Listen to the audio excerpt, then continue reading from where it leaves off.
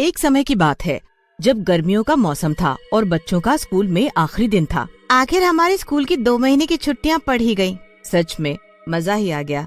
अब हम रोज नदी के किनारे खेलने जाया करेंगे। हाँ हाँ बिल्कुल। मीनल और शीतल खुशी खुशी अपने घर जाती हैं। मीनल अपनी माँ को छुट्टियों के बारे में बताती है। अरे ये तो बहुत अच्छा हो गया। अच्छा एक काम कर, अब अपने बाबूजी को ये खाने का डब्बा दे आ। मीनल खाने का डब्बा लेकर खेतों की तरफ जाती है जहाँ उसके बाबूजी गर्मी में बैठे पसीना पोंछ रहे होते हैं। बाबूजी ये लो, माँ ने आपके लिए खाना भेजा है। अरे बेटी, इस गर्मी ने तो सारी भूख प्यास मार दी है। अब तो बस ऐसा लग रहा है कि पानी पिए जाओ। सच कहा आपने बाबूजी, इस साल की गर्मी की वजह से लोगों का बड़ा ही बुरा हाल हो रखा है। स्कूल वालों ने भी इसलिए हमारी छुट्टियां कर दी हैं। मीनल और उसके बाबूजी आपस में बात कर ही रहे होते हैं कि इतने में उनको अपने ऊपर छाँव महसूस होती है। मीनल ऊपर आसमान में देखती है तो उसे एक बहुत बड़ा भूत ऊपर उड़ता नजर आता है। मीनल जोर से चिल्लाती है, भूत भूत, बाबूजी ऊपर आसमान में भूत है। मीनल की आवाज सुनकर उसके बाबूजी और बाकी के लोग जो खेतों में काम कर रहे होते हैं सब ऊपर देखने लगते हैं। उस भूत को देखकर सबके होश ही उड़ जाते हैं। वो इतना बड़ा होता है कि उसकी वजह से सूरज भी ढक जाता है। गांव वाले बस उस भूत को देखते ही रहते हैं और वो भूत सूरज तक पहुंचकर उसको अपने हाथ में ले लेता है और एक मटके में डाल देता है। देखते ही देखते पूरे गांव में अंधेरा छा जाता है। उसके बाद वो भूत अंधेरे में जाने कहाँ गायब हो जाता है। ये क्या हुआ बाबूजी?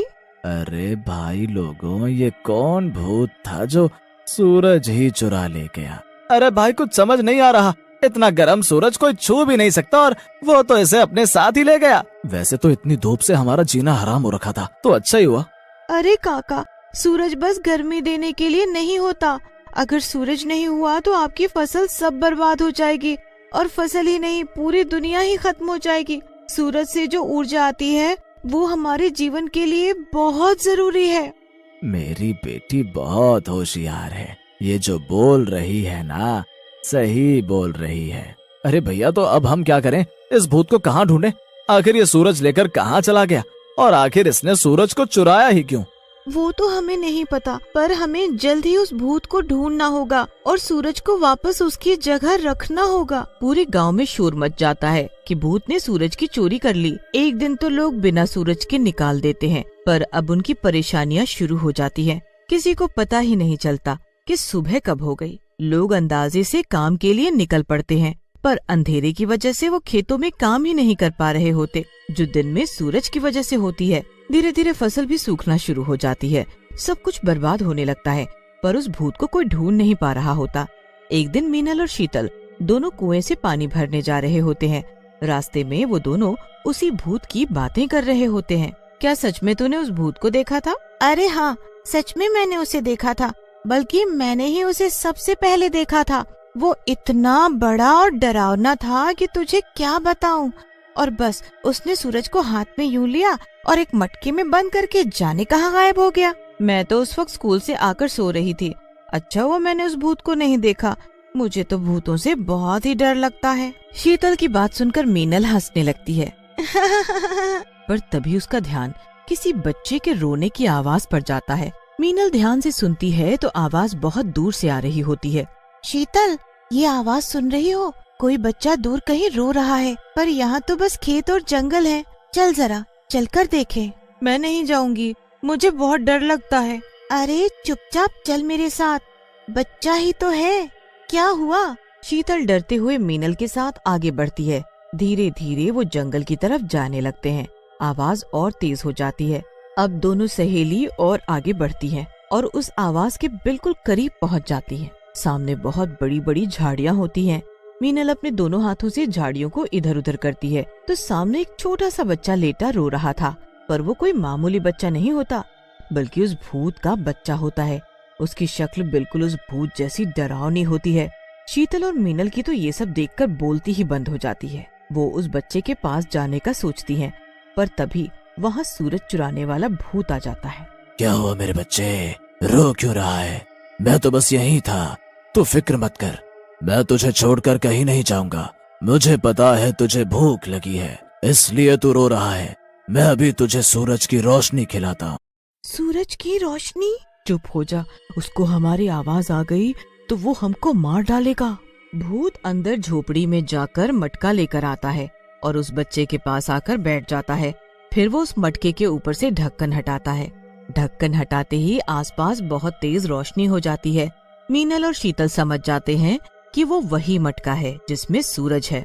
भूत उस मटके के अंदर हाथ डालकर रोशनी निकालता है और अपने बच्चे को खिलाने लगता है। सूरज की रोशनी खाकर बच्चा खुश हो जाता है और हंसने लगता है। मुझे पता है तुझे यही चाहिए था, तभी तो देख मैंने तेरे लिए सूरज ही चुरा लिया, क्योंकि इतनी दूर से रोशनी लाते लाते यहाँ तक खत्म हो जाती थी। अब ये रोशनी कभी खत्म नहीं होगी और तू जब मर्जी जितनी मर्जी खा सकता है। भूत अब वापस उस मटके को ढक देता है और उसे अंदर झोपड़ी में रख आता है। उसके बाद वो अपने बच्चे को उठाता है और वहाँ से चला जाता है। आखिर हमने इस भूत और सूरज दोनों को ही ढूंढ लिया। ढूंढ तो लिया, पर इस भूत से ये सूरज लेगा कौन? हम तो इस सूरज के पास भी गए तो जलकर मर जाएंगे। ये भूत ही सूरज को अपनी जगह रख सकता है वापस। पर वो ऐसा करेगा क्यों? तूने देखा नहीं, वो बच्चा उस सूरज की रोशनी को खाकर ही जिंदा है। वो भूत अपने बच्चे को क्यों मारेगा? हाँ वही तो मैं बोल रही हूँ कि इस भूत से सूरज उसी जगह रखवाना नामुमकिन है। नहीं शीतल, हमें ये काम करना ही होगा। बिना सूरज ये दुनिया धीरे धीरे खत्म हो जाएगी। सब पेड़ पौधे, सब जानवर मर जाएंगे। मैं कुछ सोचूंगी और सूरज को उसकी जगह वापस रखूंगी।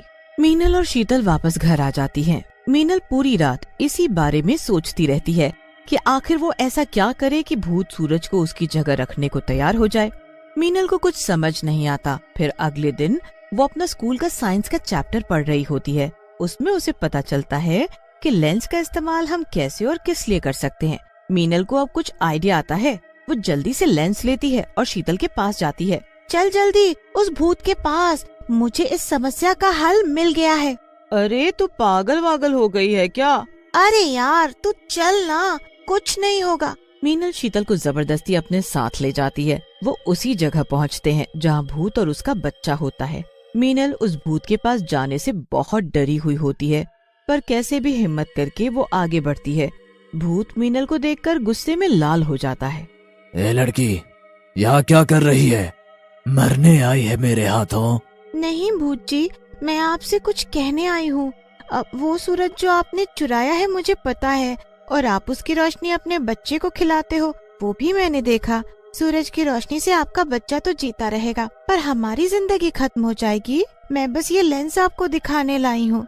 इसकी मदद से आप अपने बच्चे को दूर से भी सूरज की रोशनी खिला सकते हो। ए लड़की, खबरदार जो सूरज को वापस रखने की बात की, अभी के अभी तुझे उस मटके में बंद करके राख कर दूंगा। नहीं नहीं भूत जी, ऐसा मत करना। बस प्लीज मेरी आपसे विनती है कि आप एक बार मेरी बात मान कर देखो। अगर मेरी बात झूठ निकली तो बेशक आप मुझे इस मटके में डाल देना।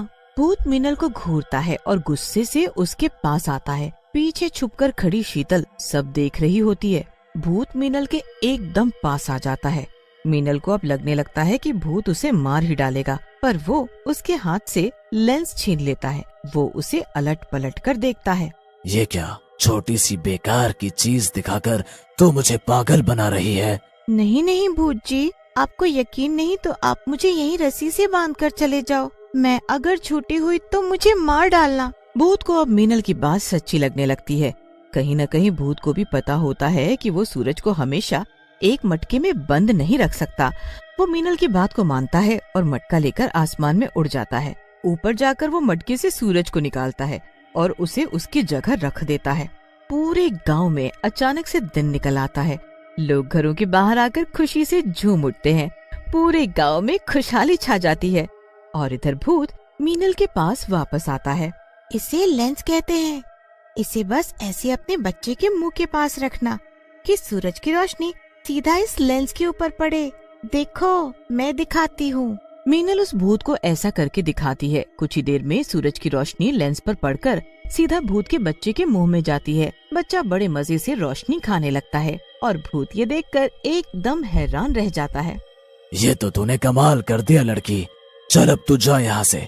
मीनल और शीतल घर वापस आ जाते हैं और गांव वालों के साथ खुशियाँ मनाते हैं। वो कभी किसी को उस भूत और उस बच्चे के बारे में नहीं बताते।